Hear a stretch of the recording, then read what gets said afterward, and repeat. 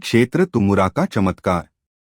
हरे भरे पेड़ों और पवित्र मंदिरों से घिरा एक छोटा सा गांव था तुमुरा, जिसे लोग सिद्धि क्षेत्र के नाम से भी जानते थे।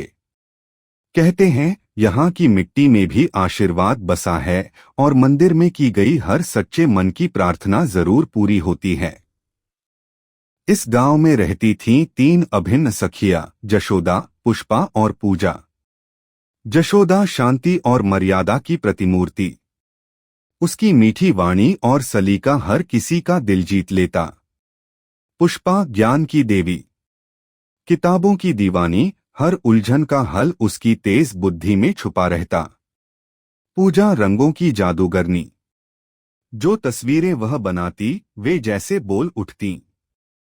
खासकर भगवान जगन्नाथ की चित्रकारी में तो वह अद्वितीय थी। रहस्य और संकट की आहट। एक दिन गांव में हलचल मच गई। भगवान जगन्नाथ की रथ यात्रा की तैयारियां जोरों पर थीं, लेकिन तभी एक बड़ा संकट आ गया। मंदिर के मुख्य पुजारी अचानक बीमार पड़ गए और उनके बिना चंदन छत्र बनाना असंभव था। यह कोई आम छतरी नहीं थी, यह खास चंदन और पारंपरिक डिजाइन से सजाई जाती थी और बिना इसके रथ यात्रा शुरू ही नहीं हो सकती थी। गांव के मुखिया ने दुखी होकर कहा, यदि चंदन छत्र नहीं बनी तो इस वर्ष रथ यात्रा स्थगित करनी पड़ेगी। पूरे गांव में सन्नाटा छा गया। लेकिन तभी पूजा ने हिम्मत दिखाई। हम मिलकर कुछ कर सकते हैं। चलो कोशिश करते हैं। योजना की शुरुआत। रहस्य खोलती किताब। पुष्पा ने तुरंत गांव की सबसे पुरानी लाइब्रेरी से एक धूल भरी किताब निकाली जिसमें चंदन छत्र की विधि के कुछ संकेत थे। लेकिन विधि जटिल और रहस्यमयी थी, कुछ चित्र, कुछ मंत्र और बहुत सी परंपराएं। यशोदा बोली, अगर नियम और शुद्धता की बात है तो मैं ये जिम्मेदारी उठाती हूं। पुष्पा बोली, मैं इन चित्रों और विधि को समझती हूं, इसमें बहुत सूक्ष्म ज्ञान छुपा है। पूजा की आंखें चमक उठीं। अगर डिजाइन और नक्शे की जरूरत है तो मैं उसे जिंदा कर दूंगी। सन्नाटे में चमकती उम्मीद। अब तीनों लग गईं। यशोदा ने नियमपूर्वक चंदन घिसा, रंग तैयार किए और हर प्रक्रिया को शुद्धता से निभाया। पुष्पा ने पुरानी विधियों और गूढ़ चिन्हों को डिकोड किया, जैसे रहस्यमयी ताले खोल रही हो। और पूजा ने अपने रंगों, बारीक ब्रश और कल्पना शक्ति से एक अद्वितीय, पारंपरिक और दिव्य नक्काशीदार डिजाइन तैयार किया।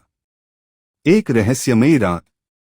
रात के सन्नाटे में, जब सब सो रहे थे, तीनों सखियां एक एक कदम पर जादू कर रही थीं।